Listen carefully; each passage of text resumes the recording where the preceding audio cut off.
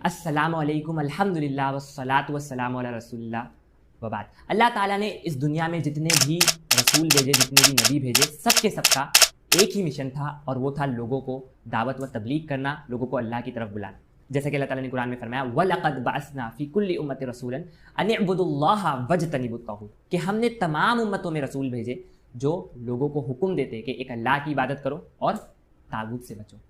اسی طرح ہم دیکھتے ہیں کہ ہمارے پیارے نبی محمد رسول اللہ صلی اللہ علیہ وسلم کا بھی دعوت و تبلیغ کرنا ہی اصل مشن تھا، اور آپ نے اپنے ماننے والوں کو بھی اسی بات کی تاکید کی کہ وہ بھی اس مشن کو ہر قیمت پر ہر حال میں جاری رکھے۔ تو آپ صلی اللہ علیہ وسلم کی ماننے والے ہر شخص کے اوپر یہ لازم ہے، یہ ضروری ہے کہ وہ دعوت و تبلیغ کا کام کرے۔ لیکن ہم دیکھ رہے ہیں آج کل کئی لوگ ایسے جو یہ کہنے لگ رہے ہیں دعوت و تبلیغ کا کام یہ ہر انسان کا نہیں ہے، ہر کوئی نہیں کر سکتا اسے، یہ صرف عالم اور علماء کریں، ہر کوئی نہیں، ہر عام انسان، ہر عام مسلمان اسے نہیں کر سکتا۔ تو میں نے سوچا کیوں نہ آج ہم قرآن و حدیث کی روشنی میں، سلف و صالحین کی فہم کی روشنی میں آج ہم پتہ لگائیں کہ اس بات میں کتنی سچائی ہے۔ کیا سچ میں دعوت و تبلیغ کا کام صرف عالم اور علماء کریں گے، یا ہر انسان، ہر مسلمان، اسے جتنا علم ہے وہ اس کے مطابق دعوت و تبلیغ کا کام کر سکتا ہے؟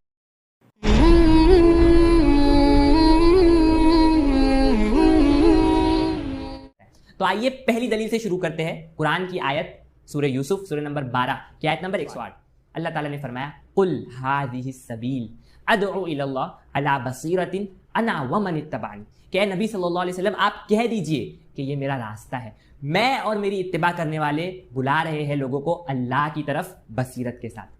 آیت پہ کوئی بھی انسان اگر غور کرے گا تو بات بالکل صاف طور سے سمجھنے میں آئے گی کہ اللہ کے نبی صلی اللہ علیہ وسلم نے کہا کہ میں اور میرے ماننے والے بلا رہے ہیں لوگوں کو اللہ کی طرف۔ میں اور میرے ماننے والے، جس سے بات صاف ہوئی کہ ہر کوئی شامل ہے اس میں صرف عالم اور علماء نہیں، ہر وہ شخص جو اللہ کے نبی صلی اللہ علیہ وسلم کا ماننے والا ہے، آپ کا فالوور ہے، ہر شخص شامل ہے، اور ہر شخص کے لیے ضروری ہے کہ وہ لوگوں کو اللہ کی طرف بلائے۔ اب ہم بڑھتے ہیں امام ابن زید رحمہ اللہ کی قول کی طرف، جو کہ آپ کو ملے گا تفسیر التبری میں۔ آپ فرماتے ہیں وَحَقٌ وَاللَّهِ، اس آیت کی تفسیر میں کہ اللہ کی قسم، اللہ کے نبی صلی اللہ علیہ وسلم کی اتباع کرنے والے ہر شخص پر لازم ہے۔ ان ورڈز کو انڈر لائن کر لیجئے، ہائی لائٹ کر لیجئے، میں تو کہتا ہوں ابن زید رحمہ اللہ کہہ رہے ہیں اللہ کے نبی صلی اللہ علیہ وسلم کی اتباع کرنے والے ہر شخص پر، صرف عالم اور علماء پر نہیں، ہر شخص پر لازم ہے کہ وہ اسی کی طرف دعوت دے جس کی طرف اللہ کے نبی صلی اللہ علیہ وسلم نے دعوت دی، قرآن کے ذریعے واعظ و نصیحت کرے، وَيَنْهَى عَنْ مَعَاصِيِ اللَّهِ، اور لوگوں کو اللہ کی نافرمانی سے روکے۔ بڑھتے ہم دلیل نمبر 2 کی طرف۔ قرآن کی مشہور آیت سورہ آل عمران سورہ نمبر 3 کی آیت نمبر 110۔ اللہ تعالیٰ نے فرمایا کنتم خیر امۃ اخرجت للناس تأمرون بالمعروف وتنہون عن المنکر وتؤمنون باللہ، کہ تم بہترین امت ہو جنہیں لوگوں کے لیے نکالا گیا ہے، تم بھلائی کا حکم دیتے، برائی سے روکتے، اور اللہ پر ایمان رکھتے ہو۔ آیت پر بھی غور کرے گا کوئی بھی شخص تو بات صاف ہوگی کہ اب دیکھیں اللہ تعالیٰ نے پوری امت کو مخاطب کر کے کہا کہ تم بہترین امت ہو اور تمہیں لوگوں کے لیے نکالا گیا ہے۔ اگر یہ کام دعوت و تبلیغ کا کام یہ صرف عالم اور علماء کا ہوتا تو یہاں پہ اللہ تعالیٰ کہتے کہ تم بہترین علماء کی جماعت ہو جنہیں لوگوں کے لیے نکالا گیا ہے اور تم دعوت و تبلیغ کا کام کرتے ہو، لیکن اللہ تعالیٰ نے پوری امت کو مخاطب کیا، جس سے بات صاف ہو گئی کہ دعوت و تبلیغ کا کام، لوگوں کو بھلائی کا حکم دینا، برائی سے روکنا، یہ کام پوری امت کا ہے، ہر شخص کا ہے، ہر مسلمان کا ہے، جو چاہے جتنا بھی علم رکھتا ہو اس علم کے حساب سے اسے دعوت دینا ضروری ہے۔ ہم بڑھتے ہیں امام مجاہد رحمہ اللہ کی قول کی طرف، جو کہ پھر سے آپ کو ملے گا تفسیر التبری میں۔ اس آیت کی تفسیر جب آپ اٹھائیں گے تو آپ کہتے ہیں کنتم خیر امۃ علی ھذا الشرط، تم ان شرط کے پورا کرنے کی صورت میں بہترین امت ہو، ان شرط کو پورا کرنے کی صورت میں تم بہترین امت ہو۔ کیا ہے وہ شرط؟ کہ تم لوگوں کو بھلائی کا حکم دیتے، برائی سے روکتے، اور اللہ پر ایمان رکھتے۔ کہ ہر شخص جو اپنے آپ کو امت مسلمہ کا حصہ بنانا چاہتا ہے، خیر امت کا پارٹ بنانا چاہتا ہے، اس کے لیے چاہیے کہ وہ ان شرط کو پورا کرے، وہ لوگوں کو دعوت و تبلیغ کرے، اللہ کا پیغام ان تک پہنچائے، انہیں برائیوں سے اور گناہوں سے، اللہ کی نافرمانی سے روکے۔ بڑھتے ہیں دلیل نمبر 3 کی طرف۔ قرآن کی مشہور سورہ ہم سب کو آلموسٹ یاد ہوگی، اللہ تعالیٰ نے فرمایا والعصر، قسم ہے زمانے کی، ان الانسان لفی خسر، بے شک تمام انسان خسارے میں، الا الذین آمنوا، سوائے ان کے جو ایمان لائے، وعملوا الصالحات، اور جو نیک عمل کیے، وتواصوا بالحق وتواصوا بالصبر، اور جو حق کی وصیت کی ایک دوسرے کو اور جو صبر کی نصیحت کی۔ اس سورے پر بھی کوئی بھی انسان جب غور کرتا ہے تو کیا پتہ چلتا ہے؟ اللہ تعالیٰ نے پوری انسانیت، سارے لوگوں کے بارے میں کہہ دیا، فیصلہ دے دیا کہ سب کے سب خسارے میں، صرف عالم اور علماء نہیں، سب کے سب خسارے میں، اور اگر ان سب لوگوں کو خسارے سے بچنا ہے تو جہاں ان کے لیے ایمان اور عمل صالح ضروری ہے نا، وہیں پر ان کے لیے وتواصوا بالحق اور وتواصوا بالصبر، یعنی ایک دوسرے کو حق کی وصیت کرنا، دعوت و تبلیغ کا کام کرنا بھی ضروری ہے۔ بڑھتے ہیں امام راضی رحمہ اللہ کی قول کی طرف، جو کہ آپ کو ملے گا تفسیر الکبیر میں، ان کی خود کی جو تفسیر ہے. آپ اس سورے کی تفسیر میں کہتے ہیں کہ اس سورے میں شدید وعید ہے. کیوں؟ کیونکہ اللہ تعالیٰ نے تمام انسانوں کے بارے میں یہ فیصلہ دے دیا کہ وہ سب کے سب خسارے میں ہے، سوائے ان کے کہ جن میں یہ 4 باتیں ہو. پہلا ایمان، دوسرا عمل صالح، تیسرا حق بات کی وصیت، اور چوتھا صبر کی وصیت. آگے آپ فرماتے ہیں کہ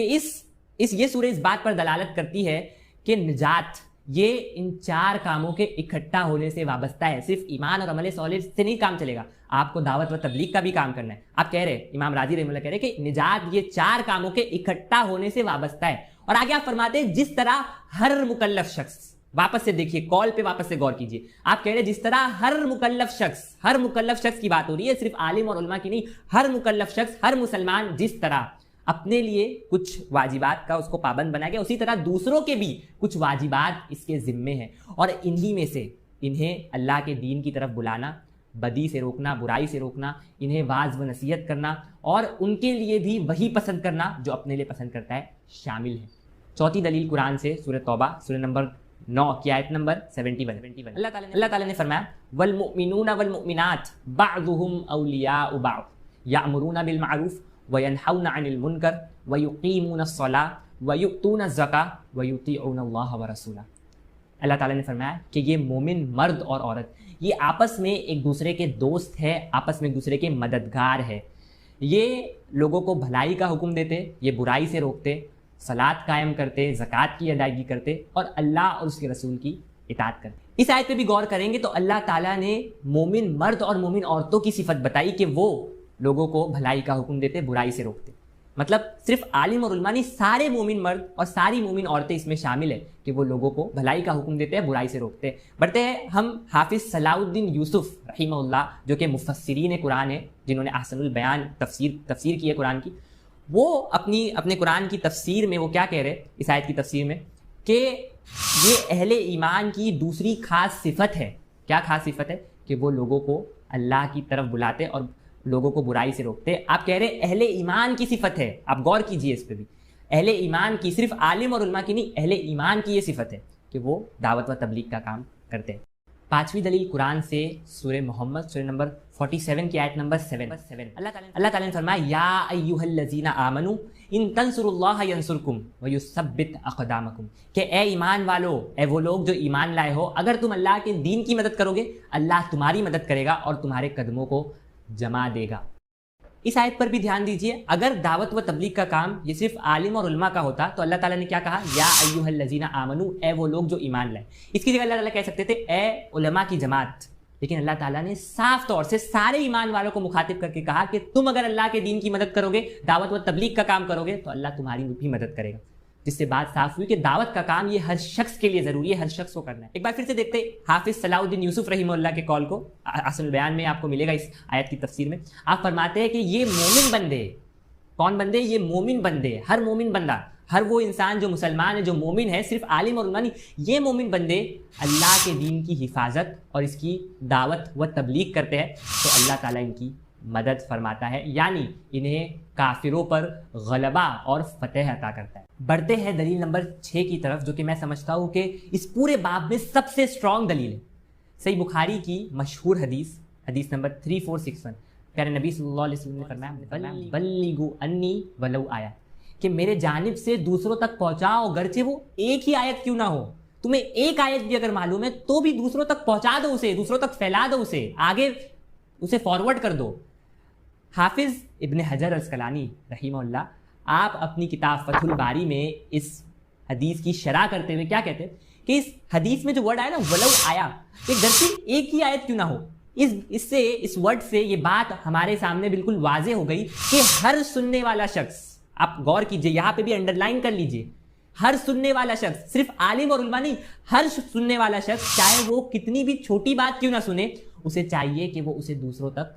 پہنچا دے، دوسروں تک پھیلا دے، تاکہ اس طرح اللہ کے نبی صلی اللہ علیہ وسلم کا لایا ہوا دین دوسروں تک پھیل سکے، دوسروں تک پہنچ سکے.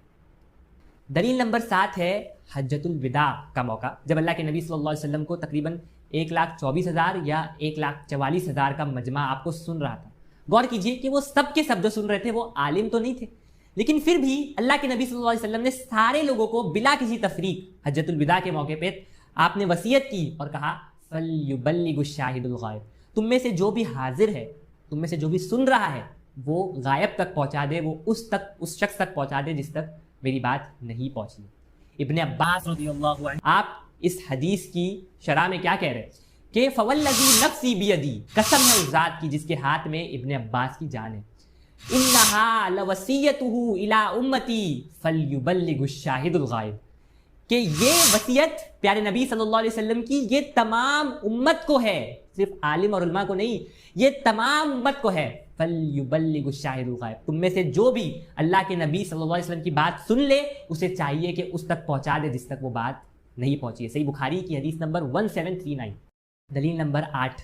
اللہ کے نبی صلی اللہ علیہ وسلم کی حدیث جاہد المشرکین باموالکم وانفسکم والسنتکم، کہ مشرکوں سے جد و جہد کرو اپنے مال کے ساتھ، اپنی جان کے ساتھ اور اپنی زبان کے ساتھ۔ اس حدیث کو محمد اقبال کیلانی اپنی کتاب امر بالمعروف والنہی عن المنکر میں لا کے اس حدیث سے ایک مسئلہ اخرج کرتے ہیں، مسئلہ نمبر 252، اور آپ کہتے ہیں کہ اس حدیث سے پتہ چلا کہ کفار کو نیکی کا حکم دینا اور برائی سے روکنا یہ مسلمان پر واجب ہے۔ واپس سے ان ورڈز کو انڈرلائن کر لیجیے، مسلمان پر واجب ہے، صرف عالم اور علماء پر نہیں۔ کون کہہ رہا ہے؟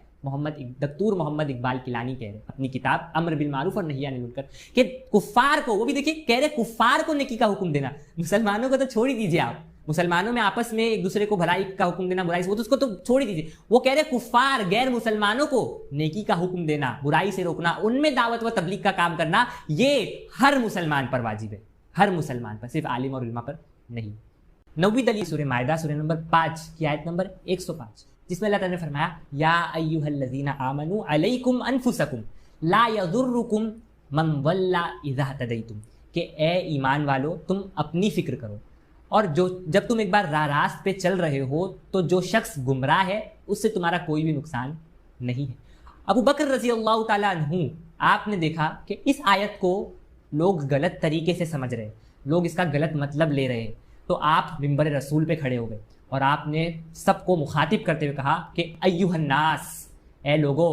انکم تقرؤون ھذہ الآیہ، کہ تم اس آیت کو بیان کرتے ہو، وانی سمعت رسول اللہ صلی اللہ علیہ وسلم، حالانکہ میں نے اللہ کے نبی صلی اللہ علیہ وسلم کو یہ کہتے ہوئے سنا کہ ان الناس اذا رأوا منکرا لم یغیروا یوشک ان یعمہم اللہ بعقاب، کہ جب لوگ ظالم کو ظلم کرتے ہوئے دیکھے اور اس کے ہاتھ کو نہ پکڑے، یعنی اسے ظلم کرنے سے نہ روکے، تو عنقریب اللہ تعالیٰ ان سب کے سب کو اپنے عذاب کے لپیٹ میں لے لے گا۔ حافظ صلاح الدین رحمہ اللہ اس حدیث کی شرح کرتے ہوئے ریاض الصالحین میں کہتے ہیں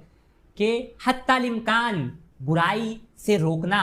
یہ اس امت کی ذمہ داری اور ہر فرد کا منصب ہے۔ آپ نے اور واضح کیا اس بات کو، آپ نے پہلے تو کہا کہ امت کی ذمہ داری، اور پھر آپ نے آگے اور واضح کرتے ہوئے کہا کہ یہ صرف عالم اور علماء کا نہیں، یہ ہر فرد کا منصب ہے کہ وہ جب بھی برائی کو دیکھے تو وہ برائی کو روکے۔ اللہ کے نبی صلی اللہ علیہ وسلم کی دوسری حدیث بھی آتی ہے، من رأى منکم منکر، تم میں سے جو کوئی بھی برائی کو دیکھے، جو کوئی بھی، صرف عالم اور علماء نہیں، تم میں سے جو کوئی بھی برائی کو روکے دیکھے، فلیغیرہ بیدی، تو اسے چاہیے کہ وہ اسے اپنے ہاتھ سے روکے، فإن لم یستطع، وہ ہاتھ سے نہیں روک سکتا، فبلسانی، تو اپنی زبان سے روکے، زبان سے بھی نہیں روک سکتا، فبقلبی،